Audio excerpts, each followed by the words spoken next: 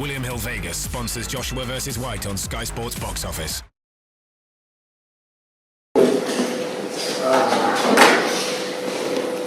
It's extremely satisfying, especially after everything that had gone on leading up to the fight. Like I said, it was my plan was to punish him for the things he'd said and done, and I think I did that. What did you say to him afterwards? I walked up to him and I said to him, "Are you going to apologise for what you did at the weigh-in?" He looked at me and he said, "Okay, sorry about that. It's alright, we can shake hands." Do you think you've proven tonight against an opponent like Spike and what you did to him? What's that? Do you think you've proved tonight against an opponent like Spike, given what you did to him? I'm at world level.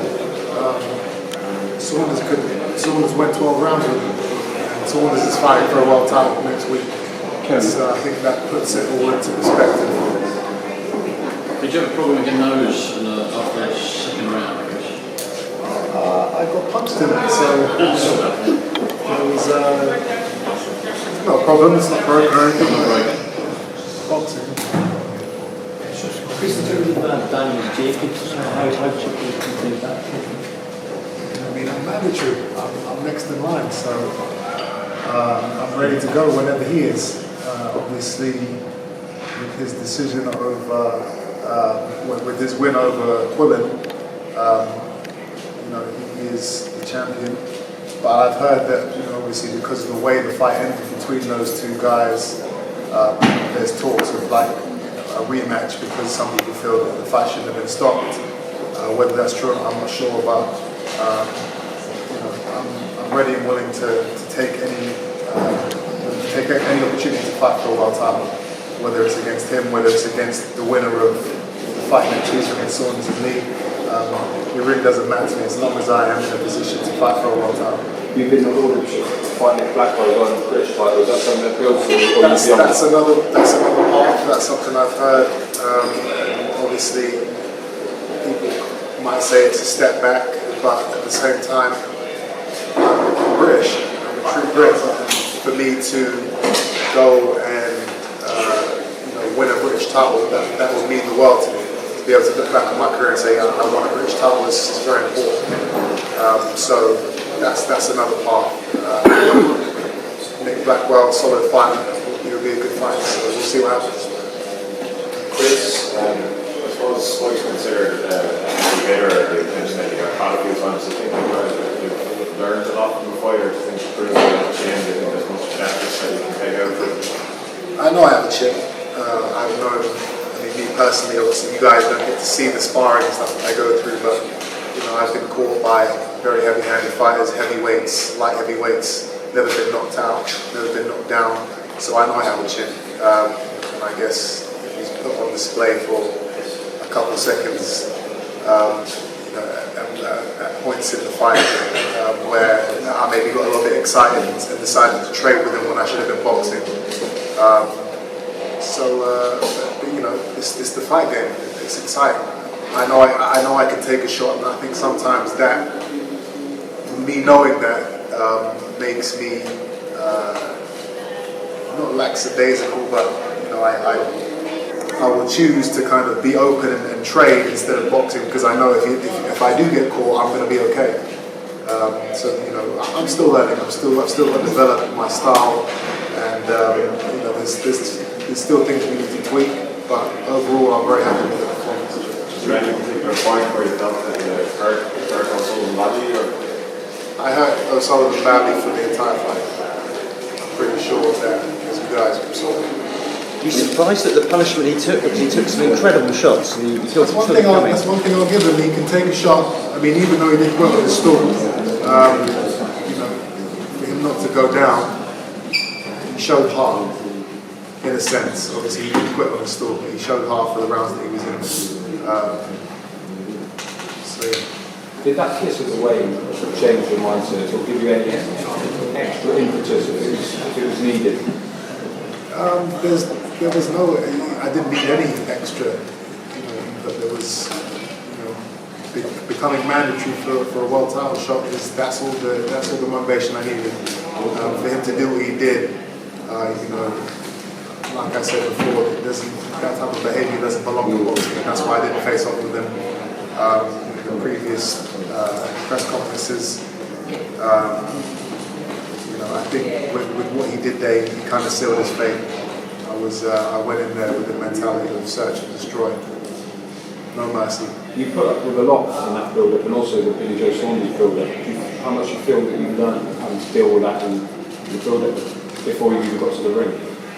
I've learned a lot, but to be honest, I've been dealing with haters and naysayers and disrespectful comments my entire career from the day I turned pro.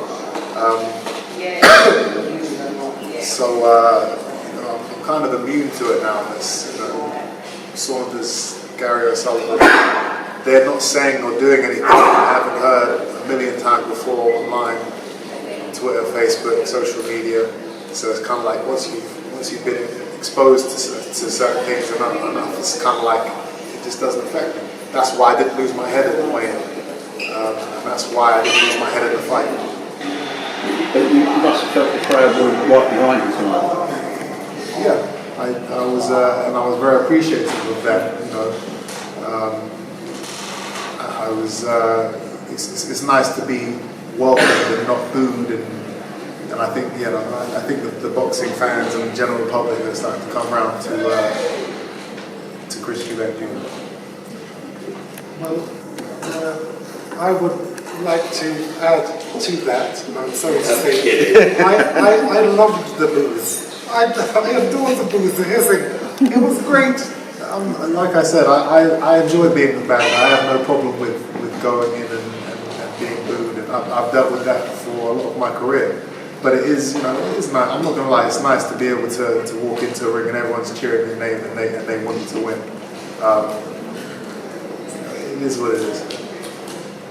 Chris, you found that towards the end of your career as well, didn't you? Where you were more loved at the end of it than stuff. Well, yeah, it was sweet. It was sweet.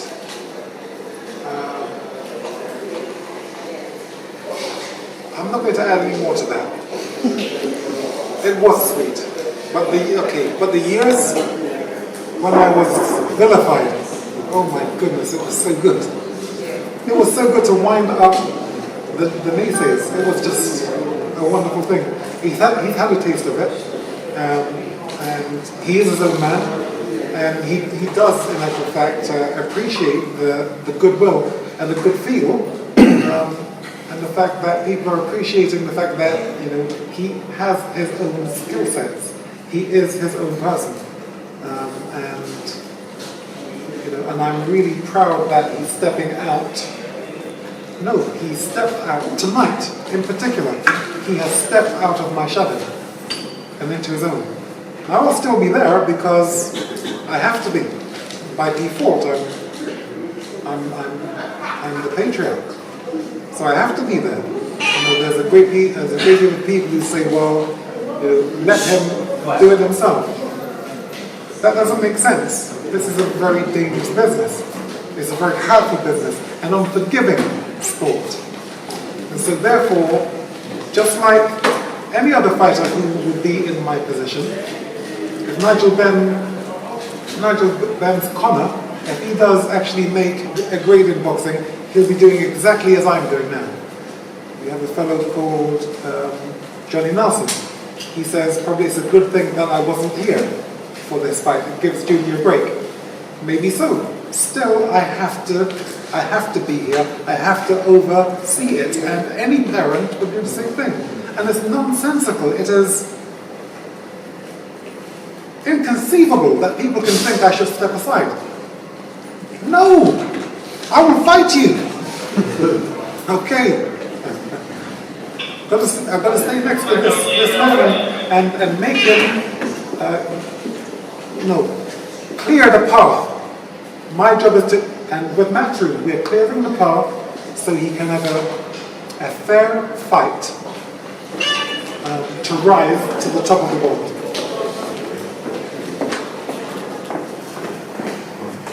Excellent. This ladies and gentlemen, is Eddie Hub. We co-promoted tonight Unity Motion along with Metro. If you weren't aware, then now you should be. Please, take it over. Thank you all so much. Breathtaking night of boxing, and as for this young man, I think he proved immense excitement, a great fight. Shout out to Spike O'Sullivan and to his corner as well. I know that fans want to see something a little bit more, but you've got to look after the kid in there, and it was a great decision because he was starting to get hurt. This man proved that he has the genetics very similar to his father, because some of the shots he took on the chin were brutal, and it was a very, very exciting fight. Number one ranked middleweight with the WBA, now the mandatory challenger for Daniel Jacobs. The next question will be, when will that fight come? And the answer is when the WBA call a mandatory. Could be 3 months, could be 6 months, could be 9 months, but we will be guided by the team by Unity Motion, and we will make the right decision. But a huge platform for Chris Eubank Jr. tonight. The crowd absolutely loved him. The reception was phenomenal, and pleasure to be a part of the journey. Well, it's a real pleasure to actually have you. Ronnie, are you still? Listen, I've heard it all before. Twice. I've been about as long as Colorado, man. Open the floor for questions, guys. Yeah, all right. Eddie, do you know any more about, as Chris alluded to earlier before we came in, about a possible rematch between Jacobs and Quillen? No, I mean, obviously it was a one-round fight. Quillen didn't complain, so it all depends. If the team tell me to go and push for that fight now, I think we can make it happen next. It was part of resolution by Gilberto and those who regarding the interim title, and we were told that the winner of this fight would fight the winner of Jacobs Quillen. If that's the fight we want next, then but I'd still like to build Christopher even more. I mean, tonight was a huge night for him. Big audience, unbelievable pay-per-view buys, just so that you all know. We'll talk about it later. And a great platform, 17,000 people in the O2 tonight who all loved what they saw. So the next stage for me, if it's not Jacobs next, is for Chris to headline his own show on the regular Sky platform and keep continuing his profile, keep letting him grow as a fighter, and the fans are really starting to enjoy the journey. Eddie, do you think that British title Nick Blackwell fight is a good option? Chris said he will be open to it. Yeah, it could be a fight. Obviously with a challenger going into that fight, it all depends on the WBA situation as well. But again, I'm guided by English and Adam, Ronnie, and Chris Jr. Basically told what to do. So whatever I'm asked to do, I'll deliver. Presumably Jacobs would be in New York, in the US, or is there a possibility to be over here? Possibly. We make no secrets of the fact, and I know that fans don't necessarily always like to hear it, but the model for any fighter is to become a pay-per-view fighter. Christopher has the ability and the package to be a pay-per-view fighter. Once he is, you could bring fights like Quillen as a Jacobs to the UK, no problem. But we have to build him into that. Tonight was a wonderful step in the right direction and a great performance. But again, I think we don't really need to be travelling out to America just yet to challenge for the world title. I'd like to build him into a position here where we can bring those big fights to the UK. Because we are British. Yes. And we stand staunch. And we don't play. And we are fierce. And we are Unity Motion. And matchroom. Thanks guys, thanks for the turnout, and really appreciate all your support tonight. You had a great night. Thank you. William Hill Vegas sponsors Joshua vs. White on Sky Sports Box Office.